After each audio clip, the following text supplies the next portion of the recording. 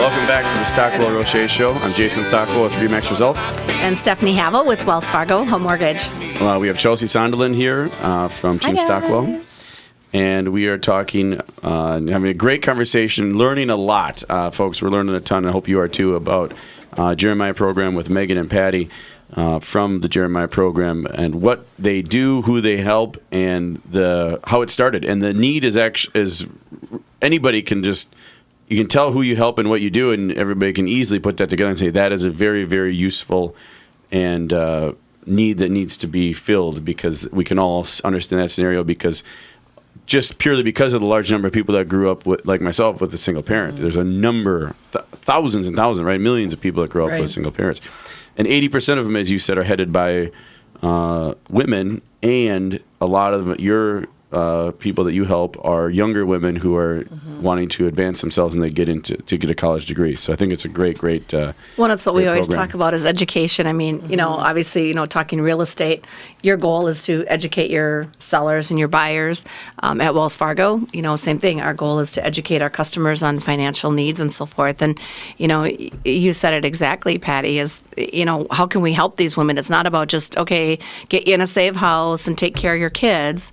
It's that empowerment piece and education. And I like the class important. that you have them go. You said they go through an empowering class, just to get confidence up. Probably kind of change the mindset a little bit. Totally. To get that you can do this, and on your own, and you are worth it. You are able to do this. And then, I'd love to hear some success stories, because I think some of these women go on, get a degree, maybe they buy a house. You know what I mean? Maybe the ones that are buying they've never, like I said, they've lived in poverty, and now it's their mindset has changed, that they actually get into a good relationship, or maybe they figure things out that way. So I'll let you guys share more of that. That's what I'm thinking in my head. Just one little quick note on the empowerment class. I think the thing that sets us apart, again, is that our families have to be at a place where they want and are motivated to make a change.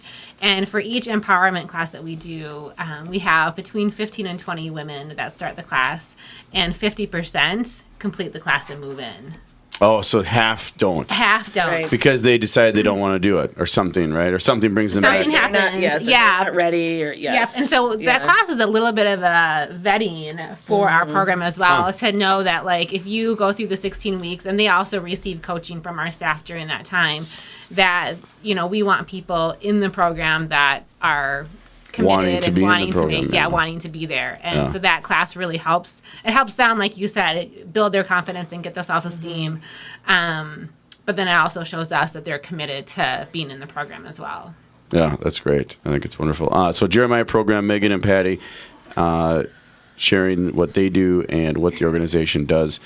And I'm anxious to hear Patty, you had some success stories or some quotes from people. And more about it. And I just wanted to say one thing, too, that in the moms that I've talked to, at least, it seems like owning their home, once they are able to purchase a home, they're like, okay, I've done it. Like, I've done what huge nobody milestone, else, right? huge milestone, and maybe nobody else in their family has ever done before.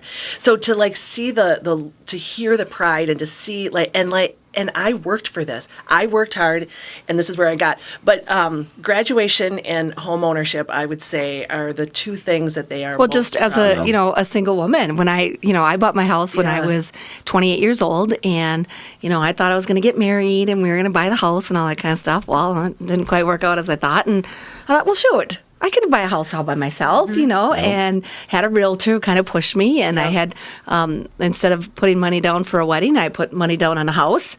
And you're still married, right? To the house. Oh, no.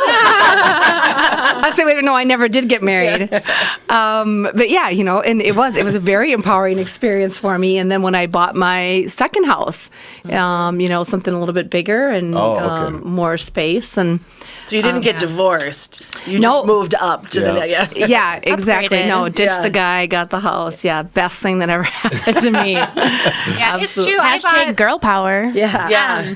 A few years ago, I was single. I had my son at the time, and I bought a house in St. Paul. And I think we had moved either every year or every other year for his entire life, like moving apartments, living with family. For your son's entire life. How old is he? Well, he's 9 now, so he was probably like 3 when I bought the house, 3, 4. Yeah. And the idea of having my own home and he having a bedroom and a backyard and, you know, having a garden or all those things, there's so much tied up into like the idea of having stability a home. That creates is insane. It's hard. Yeah. I mean, I'm selling it. Yeah, we never. So that was one thing. I was like, my mom, I think, went to vocational school. She had me when she was really young, and my sister right after. And you know, we never owned my whole life. So the first thing I wanted to do when I was like, I want to own a house because we moved all the time. I mean, it was almost like you said, like yearly deal, and just like, oh, not again, not again, not again, not again. And it wasn't necessarily in the same city. It was like different cities, different towns, different, you know, schools. It was a nightmare. So that is a huge stability factor, is owning a home. If you go through this program, get a degree, can get a job that pays enough to get a and we have other partners and other people that have been on the program who offer. There's so many good programs here in the Twin Cities for housing and helping people, helping people that may be a one-income earner, you know, to get in, you know, that sort of. I mean, but it really is, and like you said, you know, going back to just the education piece on all levels, it's so important. And you know, we were talking even before the show, but you know, even just a regular first-time home buyer, they get in the house, and you know, it's great. Okay, we can afford the payment, but okay, it's snowing now and we need a shovel. The shovel, you have that expense. And then the cold is coming in the windows, or the first rain and the windows are leaking. Now you got to cut the grass, and I need a lawnmower and a rake, and holy cow. And there's and, you know, that education piece too. So well, and even I was single when I bought my first house too, and the freedom that home ownership can give you. I mean, the equity that I had in my first home, I was able to pay off my student loan. And then when I did get married, was able to use that for a down payment on another house, which gave us an opportunity to buy the size house that we needed for our growing family. And it just, there's a sense of stability and freedom when you own your own home and you have the pride, but then also the equity in most cases, or in a lot of cases. And I think that the moms may have never experienced that. And so, because growing up, they probably did, Jason, what you did a lot, and move around and had really unstable housing. For a lot of the families who come to Jeremiah, their child may be in their own room for the first time in their lives, have their own bed, have their own room. That's cool. Yeah. Really cool. and so to be able to take a house and make it a home, and then to transfer that when they leave the program and be able to continue to do that is pretty unbelievable. It's amazing because, you know, we live in Edina now, Katie and my wife and I and our 3 kids. They all have their own room. They'll never experience, or hopefully never experience, you know, that, oh, the 3 of us have to share a room. Oh, we have bunk beds. Oh, I'm sleeping in the living room on the couch. And, you know, all these things that go on all first world right problems here, close to home all the time. I mean, it's not, and then that you take for granted, you know, that there's so many people that take that for granted all throughout the Twin Cities, and there's so many people that don't, and it's not something that they talk about all the time, and you bring up, like, oh, you come to school as a kid and say, oh, I don't have my own, you know, I mean, you don't even talk about it, you know, and the moms don't want to talk about it because everybody's kind of embarrassed and they don't want to, you know, so. Yeah, knowing you guys were going to be part of the show today, I was really excited to kind of hear about the program, because when I was 20, I had my son, and I was a single mom.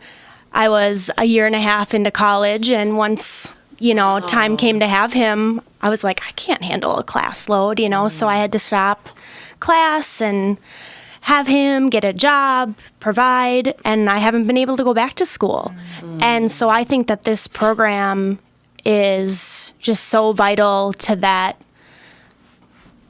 you know, part of life for some women. And I really commend you guys. I think it's really cool. And it sounds like maybe you guys have had some experiences like that too, and have come out on the other side. So it's pretty neat to hear about all of that. And you guys said you had some success stories from some of the people in the program. Kudos to you too, Chelsea. How old's your son?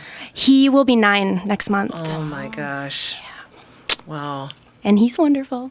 Yeah, well, congrats. Thanks. But that's, you know, prime example right there, I would have loved to finish college. Right. But I didn't have the time or the money. I had to work. Yeah, but do you have a strong family support? You know, my family was supportive emotionally, but financially, we don't have that, unfortunately, you know, and there's nobody to blame. It just is what it is. Sure. So it just, you know, it really was a financial thing. You know, I just had to work and support the family that way, and couldn't go back to school. So. I asked that only because a lot of the moms that come into our program, like the family or network support is one of the things that they don't have. Sure. And that's something that having a campus style living where, I mean, you're in an apartment building with 38 other single moms that and are kids. already through the class, the powering class, yeah. and they want to be What there. a great network So to have. They're positive, and I can see that they pick each other For up, right? sure. We'll be back after this break, but I do want to say my mom did a great job, so don't get me wrong, I'm not complaining. We moved a lot. We had a little bit of a weird situation, but it was She did what she really could. good job for what we Yay, did. Mom. Yeah. Thanks, Mom. We'll be back soon.